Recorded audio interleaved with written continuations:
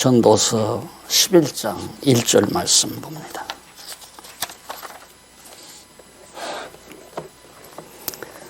너는 내 식물을 물 위에 던지라. 여러 날 후에 도로 찾으리라. 7에게나 8에게 나누어 줄지어다. 무슨 재앙이 땅에 임할는지 네가 알지 못함이니라. 2절까지 봉독해 드렸습니다.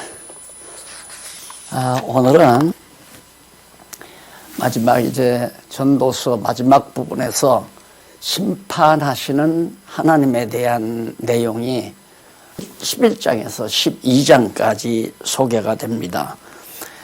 하나님의 심판은 영원한 심판이죠. 하나님께서 한번 빛과 어둠을 심판하고 옳고 그름을 심판하는 것은 영원한 섭리입니다. 하나님의 영원한 섭리. 왜 영원한 섭리냐? 이미 심판은 창세전에 이 세상을 창조하기 이전에 하나님께서 영원한 때에 벌써 빛과 어둠을 나누어 놓았고요. 선과 악을 나누어 놓았고 선택자와 불택자를 다 나누어 심판하셨습니다. 그 심판하신 것을 마지막 이 계시세계에서 또 드러내기 때문에 그 하나님의 심판은 영원한 심판이다. 이 내용의 중요성은 인간들이 이 땅에 시한부, 언젠가 우리는 나서 죽잖아요. 또 무슨 일이 시작하면 끝나게 되고요. 그러니까 이 세상에서 우리가 하는 일은 다 시작했다가 끝나는 날이 있다고 그랬죠. 쓰면 앉을 때가 있고 나면 죽을 때가 있고 시작하면 끝날 때가 있고 목적을 이룰 때가 다 있다고 전도서에서 솔로몬이 밝혀주었죠. 그러니까 이미 목적을 이루거나 끝이 나면 다 헛되고 헛된 거라 이거예요. 아무리 잘 먹고 잘 살아서도 무덤 앞에 가서 무덤에 묻히게 되면 다 지난 날이 헛것으로 돌아가고 말잖아요.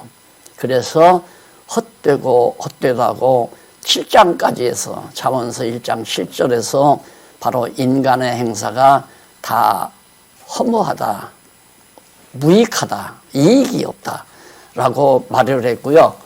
그 다음 8장에서부터 마지막 12장까지가 하나님의 영원한 행사, 하나님이 하시는 일은 영원하다라는 것을 지금 말씀하는 가운데 지금 마지막 부분 11장에서 12장까지는 바로 하나님의 심판하시는 하나님의 섭리를 지금 밝혀주고 있습니다. 그 가운데서 11장 1절로 12장 8절까지 여기 나오죠. 1절로 12장 8절까지는 심판에 대한 경고를 해요. 내가 반드시 심판한다. 그 경고 내용이 나오고 그 다음에 이제 마지막 12장에서부터 12장 14절까지 마지막 절까지는 심판에 대한 확증, 경고를 하고 확실히 증거를 해줘요. 확증을 보여줘요. 그것이 바로 오늘 공부할 내용의 중심 줄거리입니다. 그러니까 하나님은 영원한 일을 행하시는데 심판하시는 하나님이다. 영원한 일이 심판하시는 것이 영원한 일이다. 아까 말씀드린 왜 영원한 일인가? 창세전에 다 작정하시고 계획하신 심판. 천지만물 창조하기 전에 빛과 어둠을 벌써 나누잖아요. 그 이전에 다 하나님이 작정한 대로 된 거거든요. 악과 선을 나누고 악인과 선인을 나누고 택자와 불택자를 다 창세전에 하나님께서 다 이미 심판 다 해놓으신 거예요. 그 심판이 마지막 계시세계에서 이렇게 드러나는 것을 경고해 주면서 하기 때문에 이 심판은 영원히 빛과 어둠은 하나가 안 돼요. 택자와 불택자가 하나가 안 돼요. 이미 불택자가 택자가 될 수가 없어요. 선이 악이 될 수도 없고 악이 선이 될 수도 없고 영원한 일이죠. 이 영원한 행사를 하나님이 하시는데 먼저 심판에 대한 경고를 보면 1절로 8절에서 씨 뿌리고 즐거워하며 불행을 생각하는 이유를 노래하고 있어요. 솔로몬이. 사람들이 씨를 뿌려요. 씨를 뿌려놓고 굉장히 즐거워요. 왜? 가을에 풍성하게 거둘 것을 생각하면서 즐거워하죠. 그 즐거워하면서 왜 불행을 생각하는가? 혹시 장마가 오면 어떡하나, 폭우가 내리면 어떡하나, 재앙이 있으면 어떡하나, 병충해가 일어나면 어떡하나, 이런 불행한 일들을 생각하게 된단 말입니다, 인간은. 그러니까 결국은 씨를 뿌리면서 야 가을에 풍성이 거두겠지 하는 기쁨과 함께 결국 불행한 일도 인간의 마음 가운데 담겨져 있다. 그 이유가 무엇이냐 하는 것이 바로 8절까지 나와요. 잠시 한번 본문을 살펴보도록 하겠습니다. 너는 내 식물을 물 위에 던지라. 예, 물 위에 던지라는 말은 습기가 많은 곳에 물에다가 던지라는 말이 아니라 물이 습기 있는 그런 땅에다가 씨앗을 뿌려라 그 말이죠. 식물이라고 하는 것은 밥이나 빵을 말하는 게 아니라 먹을 수 있는 그런 씨앗들을 뿌려라. 여러 날 후에 도로 찾으리라. 3, 4개월 지나면 다시 거두어들이잖아요. 열매를. 한 개를 뿌렸지만 한 개가 싹이 나서 열매를 맺어서 10개도 거두고 20개도 거두고 100개도 거둘 수 있고, 그러니까 씨앗을 뿌려라. 그러면 여러 날 후에 많은 곡식을 거둘 수 있다. 그런 뜻이죠. 7에게나 8에게 나누어 줄지어다. 그러니까 한 곳에만 뿌리지 말고 여기저기다가 많이 뿌리라 이 말이죠. 여러 곳에 뿌리라. 왜냐하면 무슨 재앙이 땅에 임하는지 내가 알지 못함이니라. 자, 산빛 아래도 뿌리고 평지에도 뿌리고 논에도 뿌리고 밭에도 뿌리고 이렇게 뿌렸는데 어느 것이 잘 될지 우리는 모르잖아요.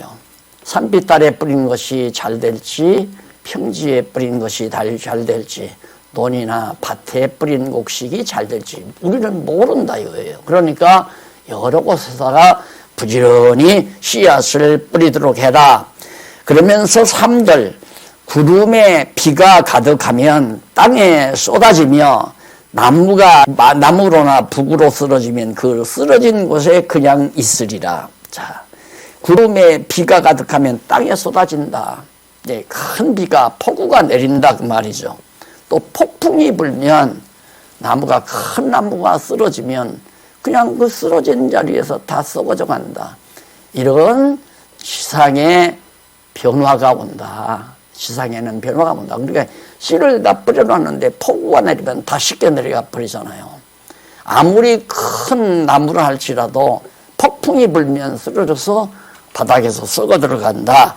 이런 일이 우리가 사는 세상에서 실제로 나타나는 것들이거든요. 그렇기 때문에 4절 풍세를 살펴보는 자는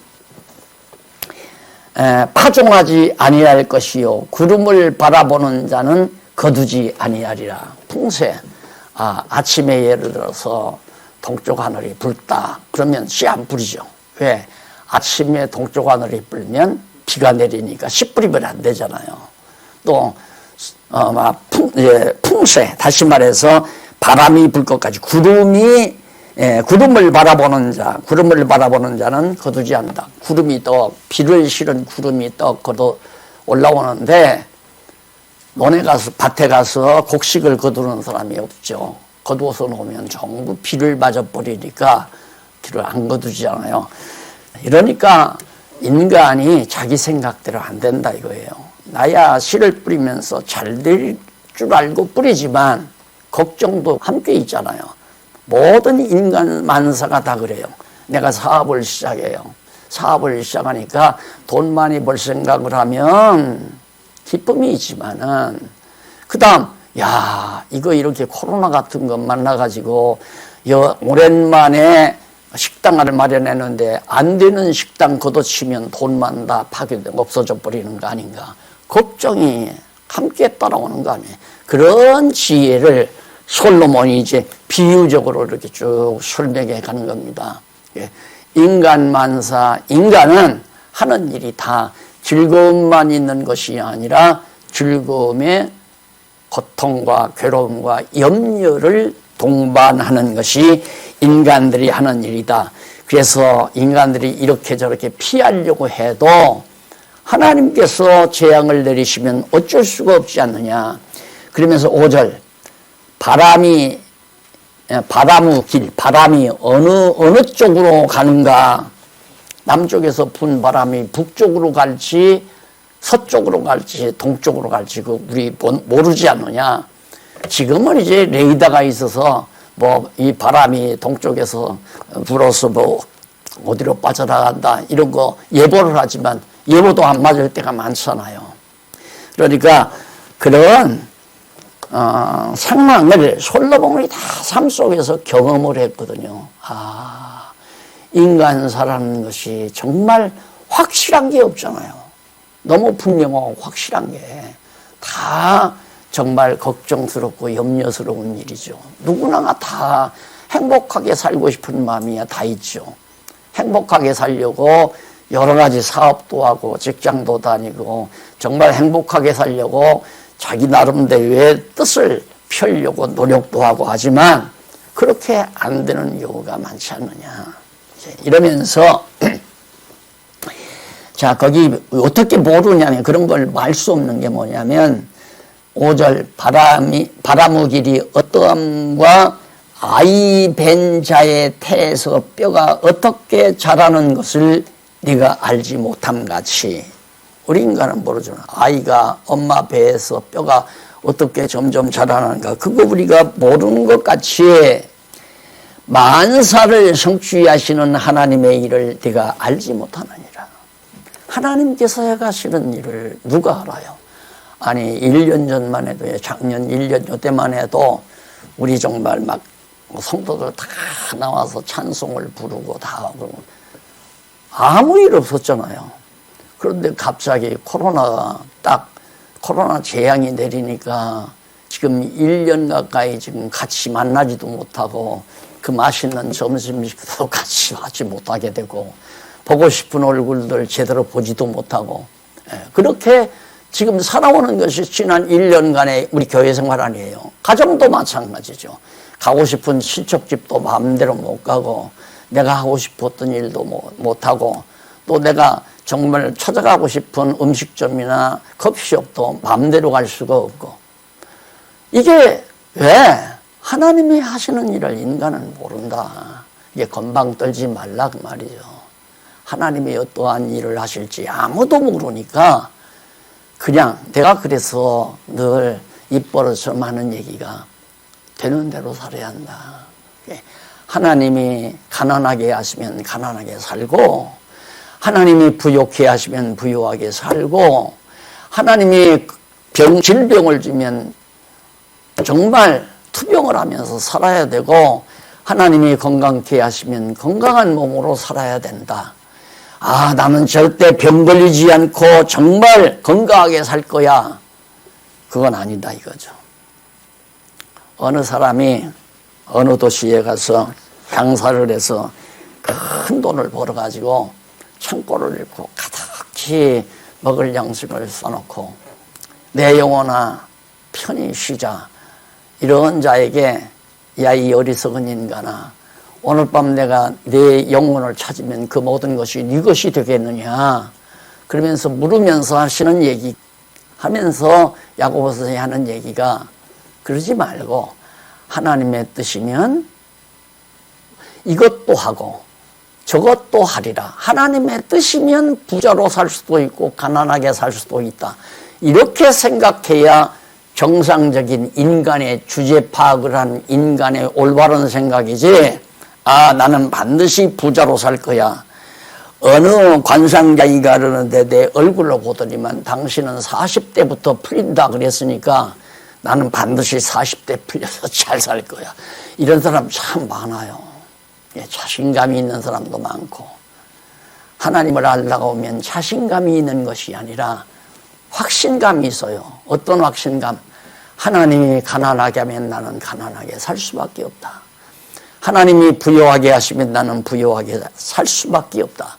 왜? 하나님이 하게 하시는 대로 나는 살 수밖에 없는 것이 인간의 연약한 존재라고 하는 것을 확실하게 믿게 되진다 그 말이죠. 그것이 지혜자예요. 어리석은 자는 아니야. 나는 절대 불행하게 살 수가 없어. 나는 꼭 행복하게 살 거야. 이건 미련한 자들의 생각이고요. 그래서 알지 못하기 때문에 거기 6절 너는 아침에 씨를 뿌리고 저녁에도 손을 거두지 말라. 이것이 잘 될는지 저것이 잘 될는지 혹 둘이 다 잘 될는지 알지 못함이니라. 빛은 실로 아름다운 것이라 눈으로 해를 보는 것이 즐거운 일이로다.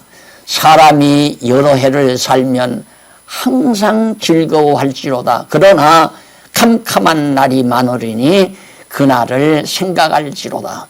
장래일은 다 헛되니라. 살아온 것은 내가 살아오면서 지금 살았으니까 그렇지만 앞으로 되어질 일도 다 헛것이다 이 말이에요. 아무리 오래오래 살면서 정말 즐거워하겠지만은 즐거움 따라서 계속해서 캄캄한 날, 근심걱정의 날, 괴로운 날, 좌절의 날이 함께 겸해서 있다. 그래서 하나님께서는 곤고한 날과 형통한 날을 겸해서 주신다고 그랬죠. 그러니까 하나님을 아는 사람은 지금 아무 병도 없고 근심 걱정도 없고 돈도 잘 벌고 잘 살아요. 그런데 거기서 그냥 마음을 놓는 게 아니라 준비를 하죠. 아, 하나님께서 언제 나에게 곤고한 날을 주실지 모른다. 그걸 예감하고 곤고한 날이 오면 맞아. 하나님은 형통한 날만 주시는 것이 아니라 곤고한 날을 주신다고 해서 결국 곤고한 날을 주셨구나. 그러면 곤고한 날 주었으면 다시 형통한 날 주실 거 아니에요. 이게 이제 하나님이 우리를 길러가시는, 양육해 가시는, 하나님의 백성으로 키워가시는 과정이란 말입니다. 예, 부모가 자식을 낳아서 보통 어리석은 부모는 그래요. 내가 낳은 자식은 절대 고생시키지 않고 정말 호화롭게, 귀엽게, 귀공자로 그렇게 내가 길러야 되겠다. 그게 어리석고 미련한 자예요. 지혜로운 부모는 그러지 않습니다. 아이에게 어려움도 주고 즐거움도 주고 또 아이를 편안하게도 하고 편안치 않게도 하고 그러면서 아이를 강하게 키워가는 거 아니에요. 자, 예를 들어서 그래서 부유한 부모에게서는 효자가 잘 안 자란다고 그러잖아요. 효자가 안 자란다. 그래 자기가 고생을 해봐야 아, 어머니 아버지가 나를 위해서 이렇게 고생을 해서 학비를 대주고 학교를 보내주고 추울 때는 따뜻한 옷을 사주고 그러면서 효심이 길러지잖아요. 아들다운 아들이 딸다운 딸이 길러진다 이 말입니다. 그래서 그 아버지의 고생을 통하여 자기가 성공해가지고 산 자식은 어디 가든지 어머니 아버지 생각을 하죠. 맛있는 음식을 먹어도 어머니 아버지 생각, 또 따뜻한 옷을 입어도 어머니 아버지 생각, 좋은 일이 생겨도 어머니 아버지 생각. 그게 효심 아니겠어요. 그러니까 어려운 일과 형통한 일을 겸해서 양육받은 자녀가 견고하게 아름다운 자녀로 자라나듯이 하나님께서도 당신이 사랑하는 자녀에게는 좋은 일만 주는 게 아니라 형통한 일만 주는 게 아니라 곤고한 일도 주죠. 곤고한 일이 얼마나 세냐에 따라서 정말 우리의 믿음의 척도를 알 수 있죠.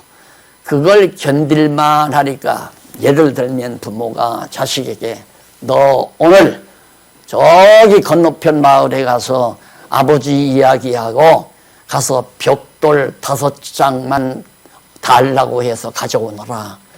그러면 벽돌 5장이면 5살이나 7살짜리는 무거워서 못 가져와요. 그러나 14살 먹었으면 5장 가져올 수 있거든요. 그러니까 힘든 일을 부모가 알아서 시키는 거란 말입니다.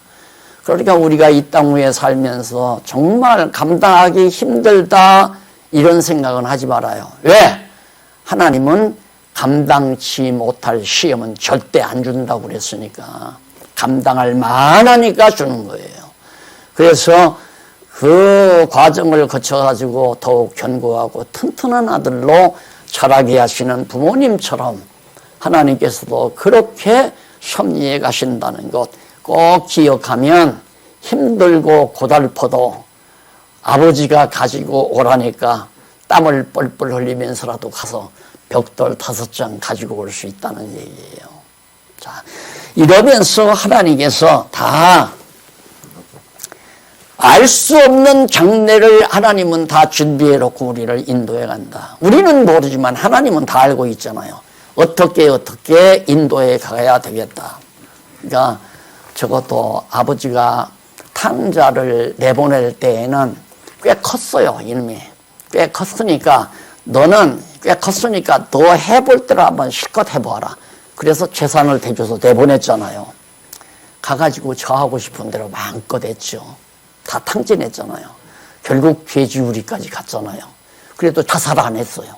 자살을 안 해. 왜? 아, 고향에는 내 아버지가 있다는 생각을 아마 했겠죠. 성경에는 없지만, 성경에는 고향의 아버지 생각했다는 말은 없지만 나중에 극단적으로 가서는 하잖아요. 돼지우리에서 도저히 고생스러워서 고생을 하면서 살면서 아버지 집에는 따뜻한 방도 있고 이부자리도 있고 아버지 집에는 먹을 것도 많은데 아버지 생각을 하잖아요. 그러니까 자살 안 한다 이 말입니다. 그러니까 요즘 자살하는 사람이 많다고 하는 건 절망하기 때문에 어디 맘들 데가 없어요. 그러나 여호와 하나님을 알고 신앙하는 자들은 하나님께 마음이 있잖아요. 하나님이 나를 지금 고생을 시키는구나. 사업을 좀 하나님께서 이렇게 주저앉히는구나. 하나님께서 돈 버는 일을 조금 멈추게 하시는구나. 이 하나님이, 탕자가 아버지가 날 재산 줘서 내보냈구나. 이렇게 고생스러운데 아버지가 가지 말라고 해서만 내가 안 나올 건데 이런 생각도 했을 거 아니에요. 그래서 형통한 일과 곤고한 날을 겸해서 주시는 하나님을 믿고 살기 때문에 우리는 내일이 어떻게 될지 모르지만 여호와 하나님만을 의지하고 살아야 된다. 이게 이제 여기 8절까지 나오는 얘기예요. 9절과 10절에서는 하나님이 심판하실 줄 알고 마음대로 행하라고 하는 내용이 바로 넘어가 보면 나옵니다. 바로 넘어가서 9절로 10절에 보면 청년이여 내 어린 때를 즐거워하며 내 청년의 날을 마음에 기뻐하라. 마음에 원하는 길과 내 눈이 보는 대로 쫓아 행하라. 그러나 하나님이 이 모든 일로 인하여 너를 심판하실 줄 알라. 그런즉 근심으로 내 마음에서 떠나게 하며 악으로 내 몸에서 물러가게 하라. 어릴 때와 청년의 때가 다 헛되니라. 그러니까 어렸을 때, 청년 때, 내 어린 때를 즐거워하고 내 청년 때 나를 마음에 기뻐하여 마음에 원하는 대로. 참 20, 30대 청년 때는 자기 마음에 원하는 거 다 해보고 싶잖아요. 다 전부가 다 호기심에서. 그러니까 그렇게 살아라 이거예요. 마음대로 한번 살아보아라.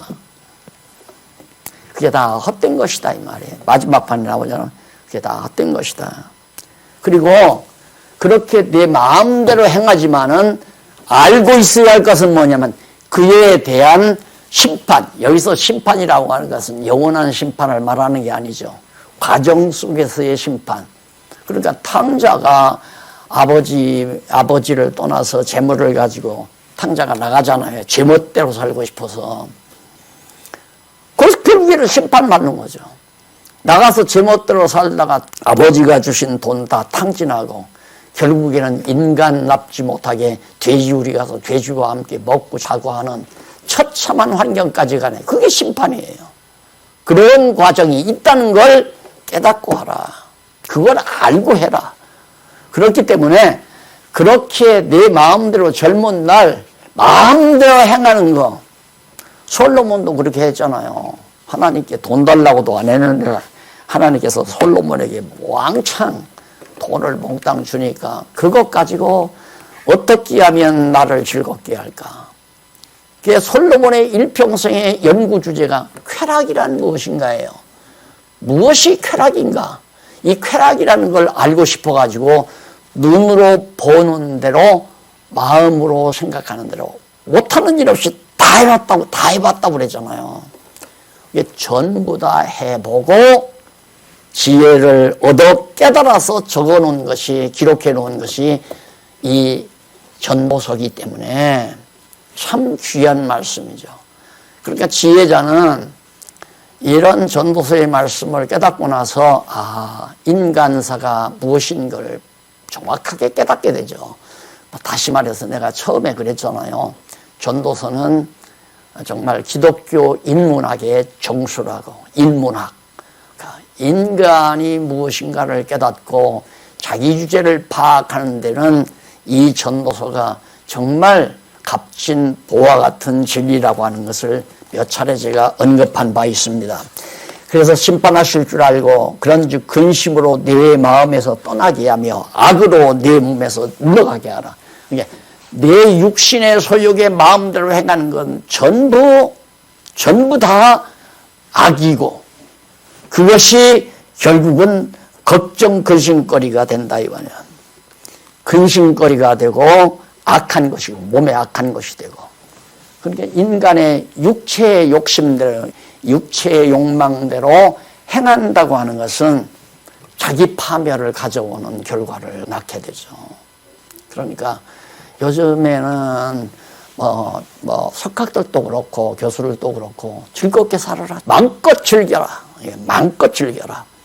그러니까 마음껏 즐기기 위해서는 인간은 노동하지 않고 벌어놓은 돈 가지고 하고 싶은 대로 살기 위해서 돈 벌어서 저축하잖아요. 근데 앞으로는 돈 벌어서 저축하는 게 아니라 그냥 마음껏 즐기는 것, 어떻게든지 즐겁기만 하면 행복하다. 이게 쾌락주의예요.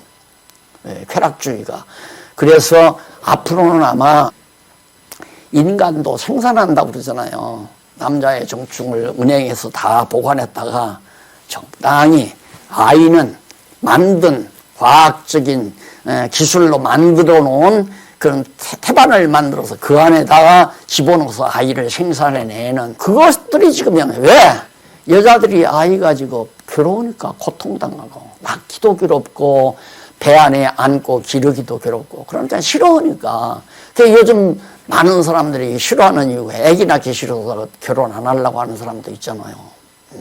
이게 그만큼 벌써 인간들의 사고가 타락해버린 거예요. 육체의 쾌락을 즐기기 위해. 그런데 그게 영원한 게 아니에요. 젊은 날이 지나고 나면 점점 나이가 들고 나면 모두가 다 헛되고 헛된 거죠. 즐기면 뭐 할 거예요? 춤추고 노래하고 별거. 그러니까 요즘에 정말 그 인간들이 젊은 사람들이나 나이 든 사람이나 사람이 귀찮은 거예요. 인간이 자꾸 변심하니까 자기를 즐겁게 하려면 다 싫은 거예요. 전부가 다. 나를 괴롭게 하면 부모도 싫고 나를 괴롭게 하면 아내도 싫고 나를 괴롭히면 남편도 싫고 다 싫으니까 나를 즐겁게 하는 가는 누구냐? 강아지밖에 없다. 강아지. 개는 어떤 경우도 막 때려도 금방 꼬리치고 입 벌리고 혀를 내두르면서 달겨드니까 그래서 너나 할 것 없이 전부 강아지를 동반자로 기르는 이런 해괴망측한 세상. 근데 그냥 기르기만 하는 게 아니에요. 끌어안고 그냥 개하고 뽀뽀하고 별짓을 다 해. 제가 산책길을 가보면 산책길이 있는데 가다가 보면 중간쯤에 조그마한 나무 하나 심어놓고 이상스럽게 돌멩이로 이렇게 동그랗게 해놓고 해놓은 데가 있어요.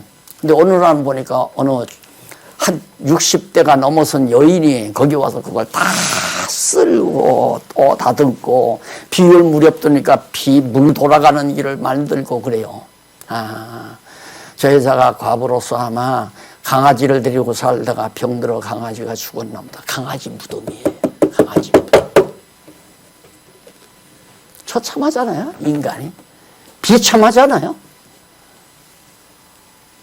이것이 지금 세속적인 사상이고 세속적인 학문이에요. 교수들이 그렇게 가르쳐요. 석학들이 그렇게 책을 써요. 인간은 즐기며 살아야 한다. 그러니까 노동하며 사는 건 바보 천치예요. 노동 안 하고. 그게 돈은 전부 로봇가 벌고, 전부 로봇들이 돈을 벌고, 인간은 그저 쓰고 먹고 즐기고, 그렇게 사는 것이 유토피아 세계다. 지상낙원이다. 천국은 없다. 천국이 죽으면 그만이다.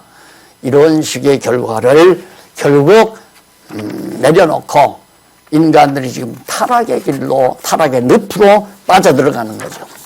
그리고 12장 1절로 8절까지 보면 늙음과 재앙과 죽음 전에 창조자를 기억하라고 노래합니다. 내가 이제 말씀드렸지만 마음대로 그렇게 행하며 살아왔대자 늙으면 온갖 쾌락을 다 누리며 살고 살아왔댔자 늙으면 그 말이 늙음과 재앙이 와.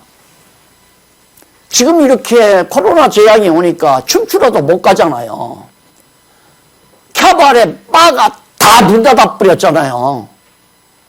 그렇게 답답해 못 사는 거죠 지금. 괴로워 못 사는 거고.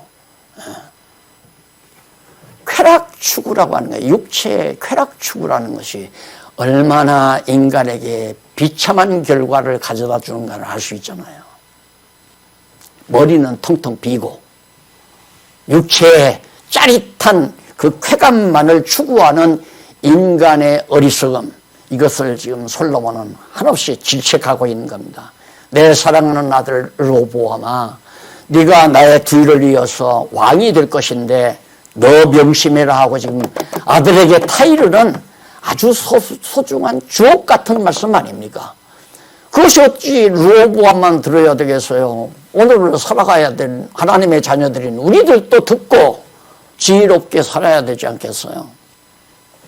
너는 청년의 때 곧 곤고한 날이 이르기 전 나의 아무낙이 없다고 8절에 나오는 얘기. 아무낙이 없다고 하래. 누구를? 창조, 여호와 하나님 창조자 아니에요. 창조자를 기억하라. 늙으면 늦다. 재앙이 와서 죽으면 안 되지 않느냐. 죽으면 끝나니까. 그러니까 늦기 전에, 재앙이 와서 죽기 전에 창조자 여호와 하나님을 기억해서 경외해라. 그게 이제 솔로몬 같은 부호뿐만 아니라 권좌를 누린 왕 아니에요. 솔로몬 왕. 그가 경험해서 얻은 것을 통하여 정말 이 세상에서 가장 소중한 것이 무엇인가를 하나님이 주신 지혜로 깨달은 거죠. 젊은 날 내 마음대로 즐기며 쾌락질며 살다가 늙으면 끝난다. 늙은 다음에는. 그 다음 재앙이 와 죽어도 끝나고. 그러니까 그러기 전에 그 말은 젊은 날에 그 말이에요. 젊은 날에 창조자 여호와 하나님을 기억하고 그를 경외해라 하는 것이 바로 이 대목에서 하는 얘기거든요. 그러면서 거기 한번 해와 빛과 달과 별들이 어둡기 전에, 이거 말은 죽기 전에 그 말이에요. 비 뒤에 구름이 다시 일어나기 전에, 다시 비가 또 오기 전에 그리하라.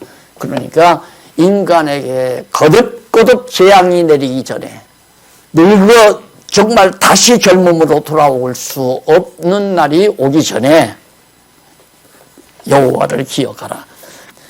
그런 날에는 집을 지키는 자들이 떨 것이며 힘 있는 자들이 구부러질 것이며 맷돌질하는 자들이 적음으로. 그러니까 결국 재앙이 오면 그날에, 재앙이 오는 날에는 집을 지키는 자들도 다, 여기서 집이라는 건 왕가를 지키는 파수병들이죠. 그들도 다 벌벌 떨고 힘 있는 권세자들도 다 구부러져 버리고, 그 다음 맷돌질하는 자들은 생활에서 이제 별을 이제 그 방아를 짓기 위해서 맷돌질을 하잖아요. 또 가루를 만들어 빵을 쪄먹기 위해서 맷돌질. 그런 사람들이 없어져 버린다. 점점 드물어져 간다. 그러니까 도시가 한산한 거죠. 어제 텔레비에 뉴스 시간에 보니까 명동 거리를 비춰주는데 한 사람도 한산하게 막 저리 갔더만 바글바글. 솔로몬이 너무너무 경험을 잘했잖아요. 필요 없다 이거예요.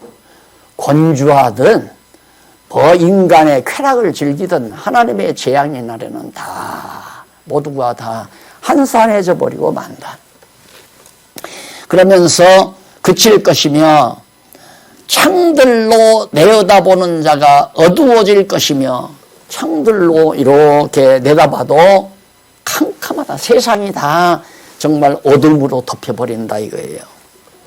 그리고 길거리 분들이 다칠 것이며 맷돌질 소리가 적어질 것이며 맷돌질 하는 사람이 없으니까 매를 갈아야 가두를 해서 빵을 쪄먹고 생활하잖아요. 그런 일들이 없어져 버린다. 새의 소리를 인하여 일어날 것이며 음악하는 자들은 다 쇠하여질 것이며 쾌락을 즐기는 자 이런 자들이 다 쇠하여질 그런 자들은 높은 곳을 두려워할 것이며 길에서는 놀랄 것이며 살구나무가 꽃이 필 것이며 여기 살구나무가 꽃이 핀다고 하는 말은 이쪽 한번 보십시다. 4535페이지 거기 이쪽에 보면 살구나무가 꽃이 핀다는 말에 대한 자세한 말이 거기 소개되죠.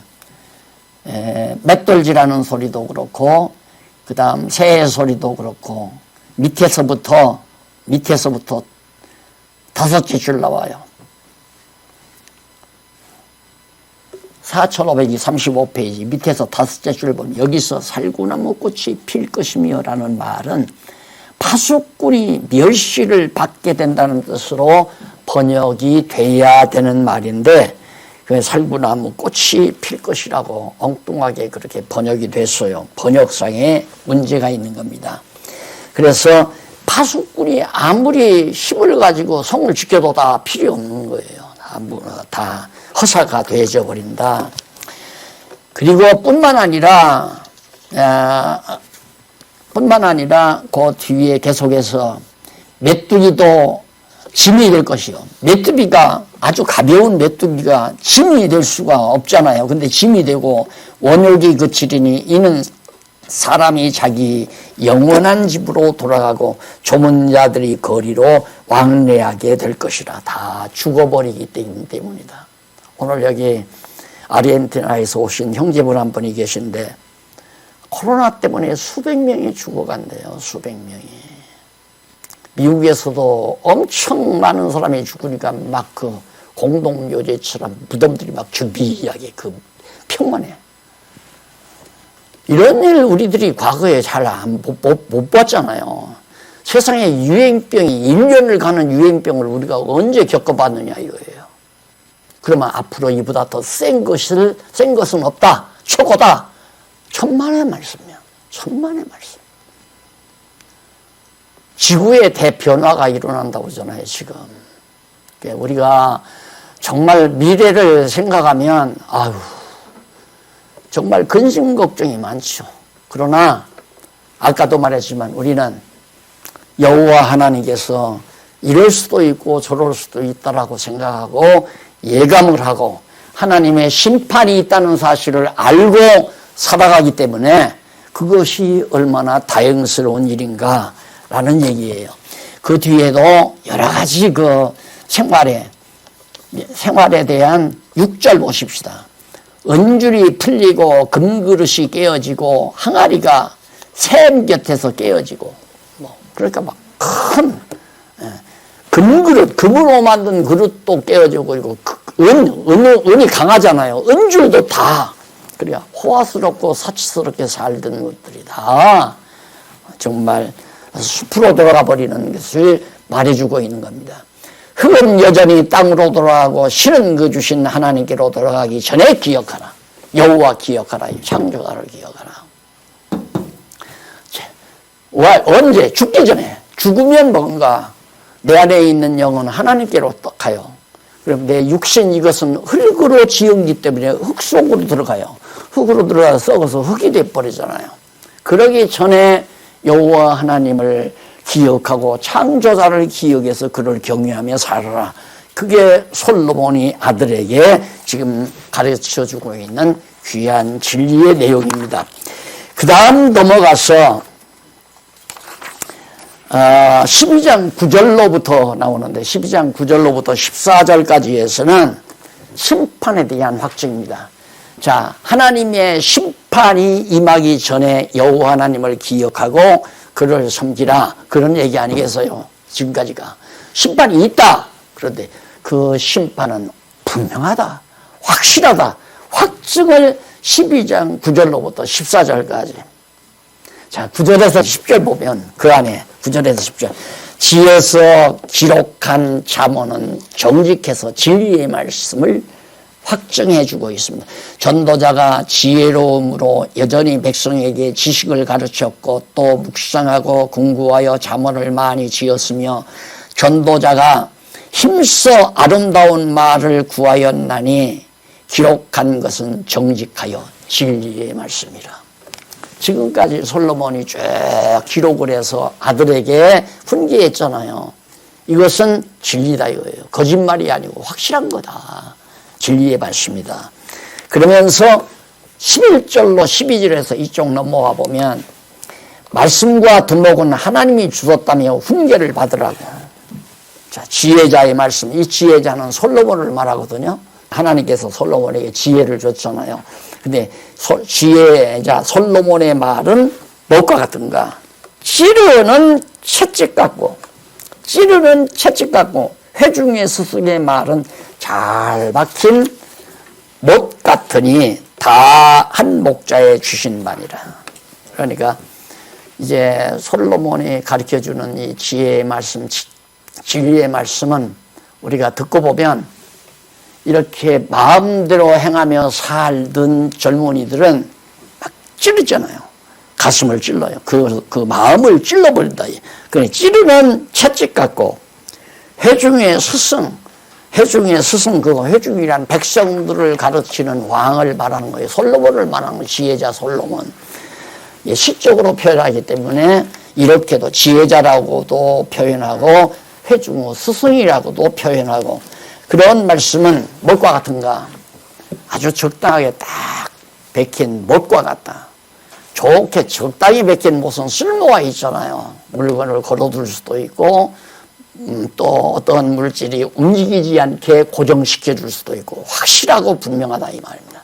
그러니까 이렇게 지혜의 말씀, 회중의 백성들의 스승이 되는 솔로몬 왕의 지혜의 말씀은 채찍도 되지만은 아주 요긴하고 값진, 튼튼하고 분명한 못과 같이 확실한 진리의 말씀이다. 이걸 이제 다시 한번 하나님께서 솔로몬을 통해서 확인해 주는 거죠. 진리의 말씀. 그 다음 이제 13절로부터 14절. 말의 결국을 다 들었으니 하나님을 경외하고 그 명령을 지킬지어다. 말의 결국. 지금까지 솔로몬이 1장에서부터 지금 12장 여기 10절까지 다 얘기했잖아요. 이 모든 말씀의 결론을 들었으니까 결론을 다 확실히 우리 듣지 않았어요. 크게는 인간들이 행하는 모든 일이 헛되고 또 헛되도다. 그게 바로 1장에서부터 7장까지고 8장부터 12장까지는 하나님이 행하시는 일은 다 유익하다. 영원하고 유익하다. 하나님이 행하시는 일만. 그러니까 헛되고 무익한 인간들의 행사를 통해서 하나님께서는 영원한 일을 깨달아 알도록 섭리하셨다는 얘기죠. 그러니까 일의 결국을 다 들었으니까 어떻게 하라는 얘기인가?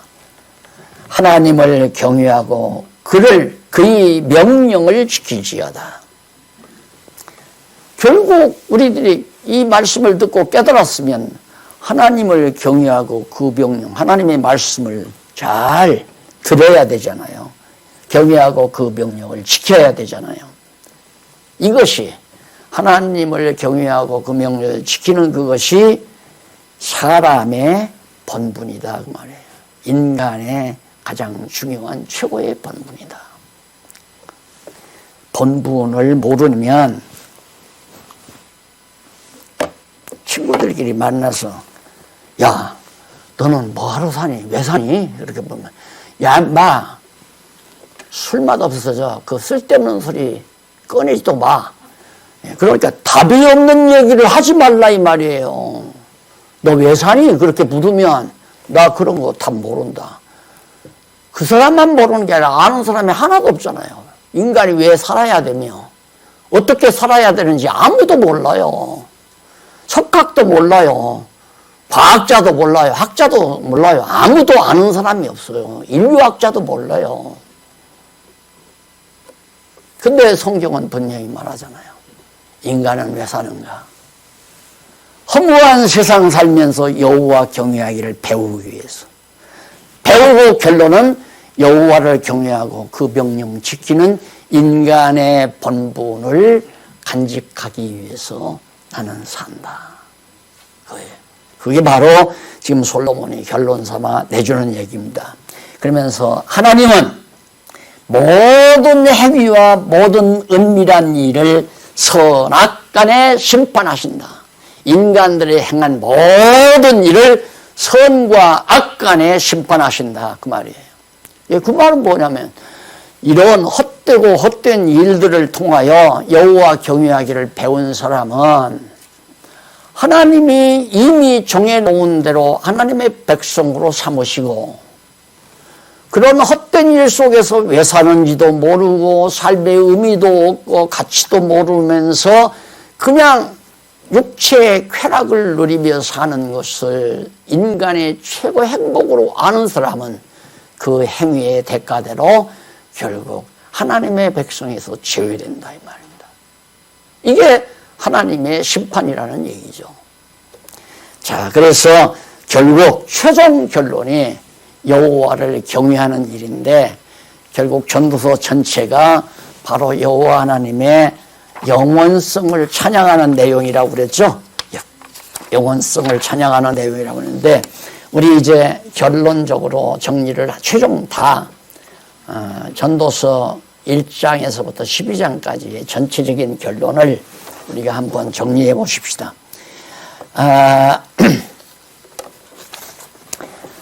전도서 전체 내용이 4543페이지 밑에서 세 번째 줄 바꾼 데 나오죠.